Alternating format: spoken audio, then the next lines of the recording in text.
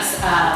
As you all know, yesterday was the official grand opening of our store here on Abbott Kinney, and I think it's exciting because we're hosting a series here that's based on education and which is foundational to our brand. So we're a brand built by and for skeptics, and so it'd be natural for us to have meaningful conversations breaking down the science behind a lot of topics that are near and dear to our hearts. So thank you so much for spending the time and coming out.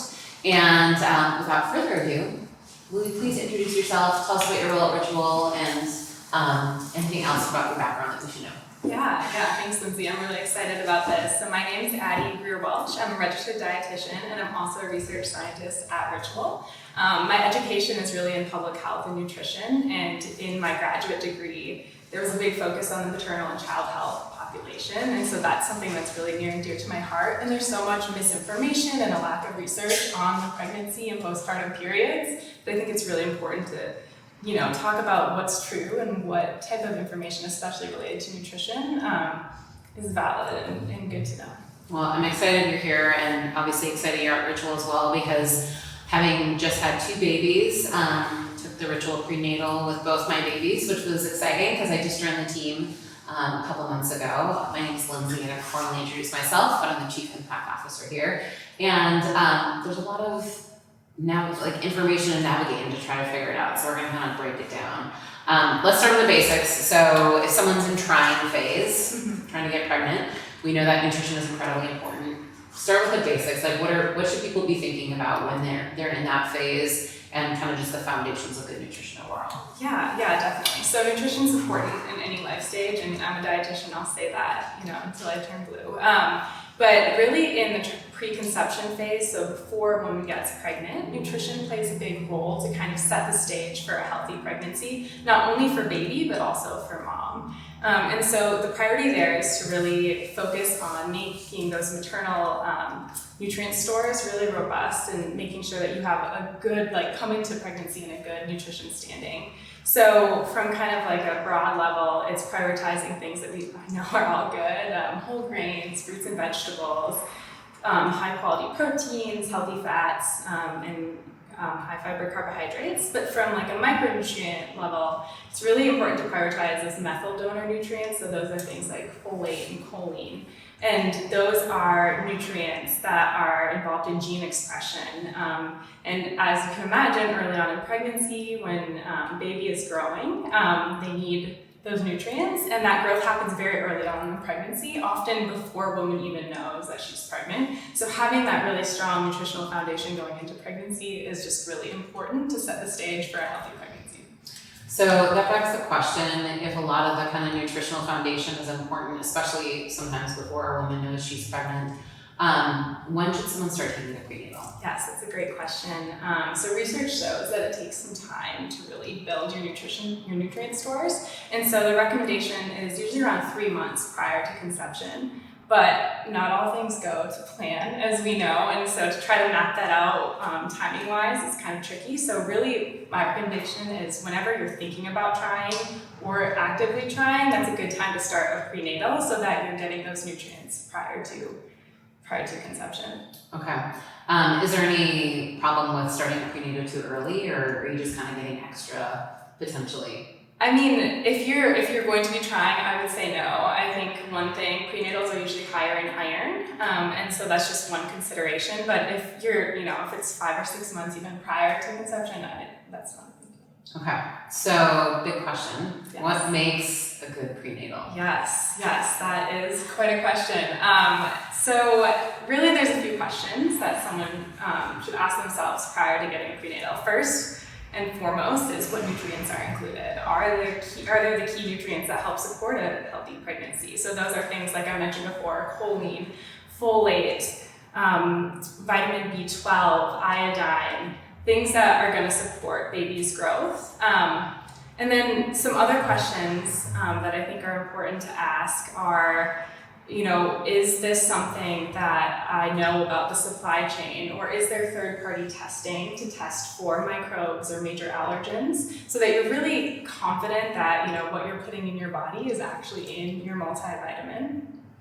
I think another question when you are looking at what's in the vitamin is, are the nutrients in bioavailable form? So that means if I take this nutrient, is it a form that my body can absorb and then use? And that's really something to look at, as well as just, you know, I'm going to be taking this every single day for the next 9 months or longer. And so is this something that I can commit to, like in terms of the number of capsules or the experience of taking it? Yeah, that's a good point that I feel like is often missed. Yeah.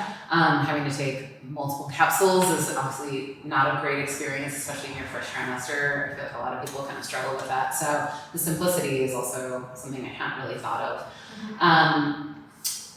I had a follow-up question. I lost it. It'll come back. That's okay. Wasn't on our list. Floating around up there. Okay, so I want to talk about when someone does become pregnant. Mm-hmm. I'm assuming that the kind of nutritional basics you talked about carry over, but we often hear about eating for two. Is that a thing?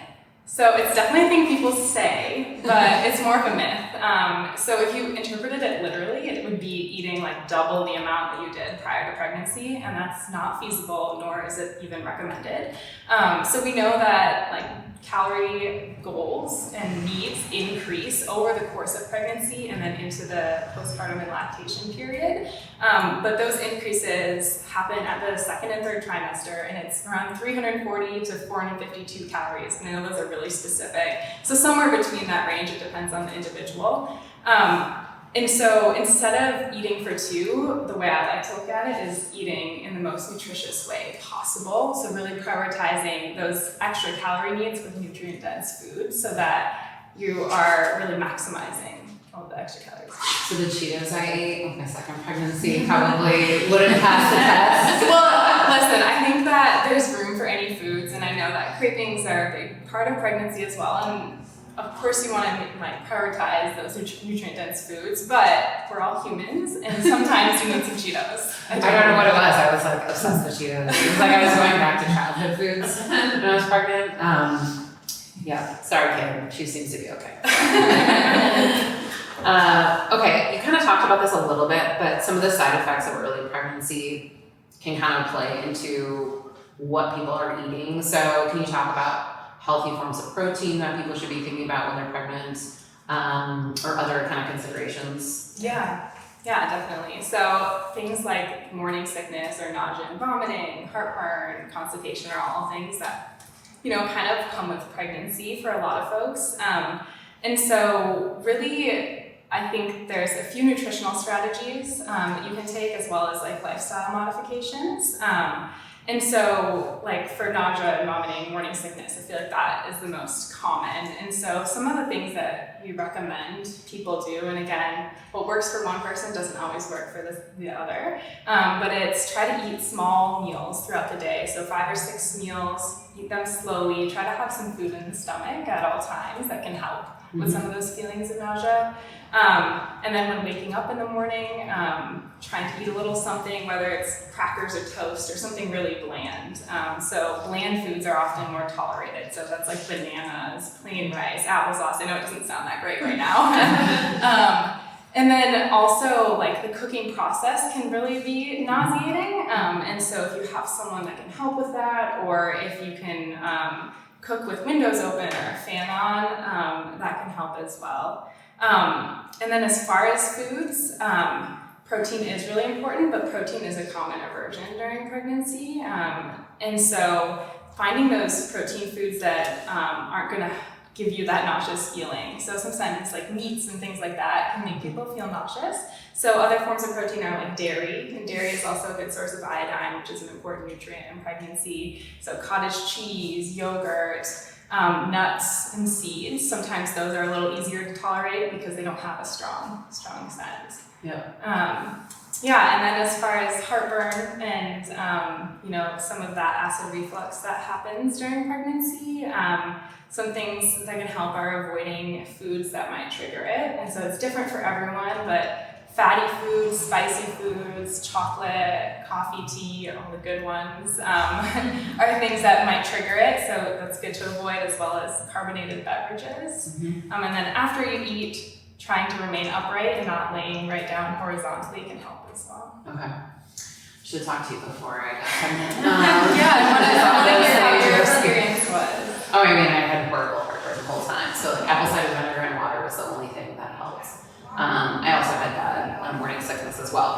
And yes, the meat thing is a real, like the protein aversion was very real for me. What about things like protein powder and smoothies? Like, is that another good supplemental way to? Yeah. I think for a lot of reasons, a smoothie can be really great. Number one, it's quick.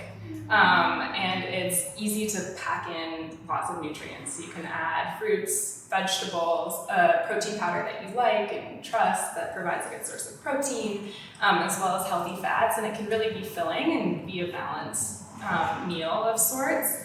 And it's one-handed. And so after you have a little one, I think having those one-handed meals can be really helpful and more realistic. Yeah. So do you have any tips for while you're pregnant and preparing for baby to come? Like, how can you set yourself up in that postpartum phase for optimal nutrition? Yeah. So, I mean, I think meal prepping is something that a lot of folks do.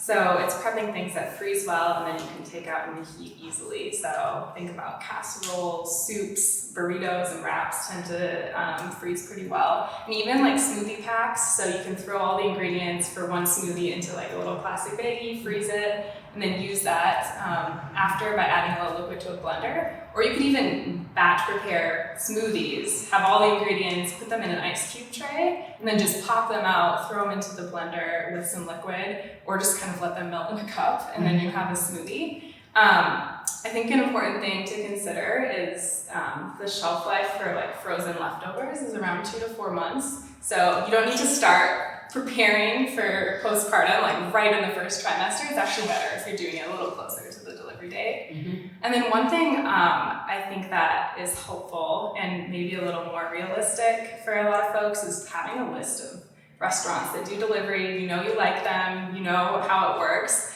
So kind of keeping that when you're, in a pinch. Or I had a friend who recently had a baby and they sent out an Excel spreadsheet to friends and family that live in the area. And so we signed up to bring a meal a couple times a week. And I think that was really helpful. Mm-hmm. But also, I think being very clear about the expectations for visiting baby when you're dropping off food was something that I think they would have wished they would have planned ahead of time. No snuggles, just give me the food. Right, exactly. Just drop it off. Yeah. I'm not type A in the way to do the spreadsheet, but I admire your friend. I think that could be super helpful. So I didn't realize that postpartum supplements were a thing. Mm-hmm. Talk to me about the nutritional needs and if you're transitioning from your prenatal to a postnatal, what's the difference and like what does your body need and craving in that time? Yeah. So first I'll kind of talk about a postnatal. So there's no like standard definition of even what a prenatal or a postnatal is, but a postnatal is similar to a prenatal in the sense that it's formulated for a specific life stage. So that would be the postpartum period. So it's really looking at mom's health after birth, and then also like would have nutrients to support healthy lactation or breastfeeding. And so some of those key nutrients are iodine, omega-3 fatty acids, vitamin D, and it should really contain kind of those nutrients because in the postpartum period, especially if mom is lactating or breastfeeding, nutrient needs for almost half of the essential micronutrients are increased during the postpartum period, even compared to pregnancy. Mm-hmm. And so I think a lot of people don't understand how nutritionally demanding lactation or the postpartum period really is, and it actually tends to be one of the most demanding life stages for mom. And so a postnatal is kind of like an insurance policy, and also like should be taken along with a healthy diet to support needs of breastfeeding. Great. One final question, then we'll take questions from the audience. You mentioned choline, so I feel like I haven't heard much about it. Tell me why it's important and what's the science say about, especially as it relates to this phase in someone's life. Yeah, so choline is actually kind of like a newer vitamin in terms of, we haven't talked a lot about it because it was relatively recently kind of prioritized because we've learned so much about it. So choline is a nutrient that is a methyl donor, and I think I mentioned that at the beginning, but basically it's involved in gene transcription, which is important when you're growing a baby. And it's also really a neurocognitive nutrient, so it helps with brain health. And the kicker is that like close or over 90% of Americans don't get enough choline. And so it's one of those nutrients that we're not getting enough in our diet because it's mostly in like meats, like organ meats, especially like liver, and that's not super commonly eaten. It's also in eggs, and then to a lesser degree, fish and potatoes. But it's not super common in like dietary sources, and so it's something that really takes some effort to try to prioritize in the diet. And so, yeah, there's a lot of benefits, especially during the prenatal and postnatal period, because of its role in brain development and methylation. Interesting. Do you know why it seems newer, like why it hasn't been talked about as much? Yeah, so I don't know the exact date, but I know that it hasn't been heavily researched until recently. I believe it was in the 90s, but someone may need to fact check me on that. And I think it's also something that's so important in pregnancy and postpartum, but like I mentioned, these are populations that are understudied and not as well studied. And so a lot of times it takes time for things to kind of catch up and realize, oh, this is a really important nutrient to prioritize. Awesome. Questions from the audience? Anything that came to mind? Yeah. You mentioned nutrient-dense foods a lot. Can you give some examples of like what foods are nutrient-dense if Cheetos are not? Yeah, definitely. So I think that is one of those buzzwords we throw around a lot. But basically, it's a food that contains a high level of nutrients. And so nutrient can be anything from a vitamin or a mineral to something like protein or fat. So a nutrient-dense food, and I know I mentioned liver, but that's actually one of the most nutrient-dense foods because it has a really high concentration of almost all vitamins and minerals. But there's tons of different nutrient-dense foods. So things like eggs are really nutrient-dense. The yolk has a lot of nutrients like choline in them. And then fruits and vegetables are really nutrient-dense as well because they provide a number of micronutrients. So it's really those foods that, a lot of times we think of as healthy choices. The reason they are healthy is because they provide nutrients kind of packaged up within the food. Question, anyone else? Yeah. What if you tend to be more vegetarian or kind of eat less meat? Is that something you need to change, or can you still get enough protein in other ways? Yeah. So I think that all sorts of dietary patterns, eating patterns can be helpful. And so a vegetarian or vegan diet can still be really helpful. I think there's just, a greater focus on getting some key nutrients. So vitamin B12 is one that is often mostly found in animal foods. And so that's something as a vegan or vegetarian you'd want to either supplement with or really prioritize in the diet. As far as protein, there's tons of plant-based sources of protein.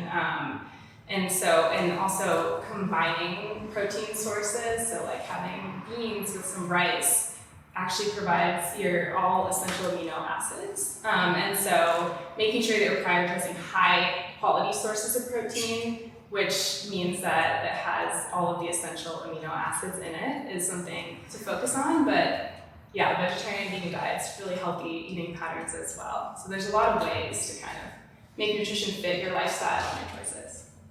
It's interesting, some of the examples you've given, not surprisingly, but kind of interesting for me in this moment, whether it's liver or beans and rice, they're traditional foods that have been sustaining people for a really long time. Yeah. So it's not surprising that like the combinations of whether it was by choice or our body has been craving eating things together, it's obviously clearly delivering something to all of us. So it's kind of cool. Yeah.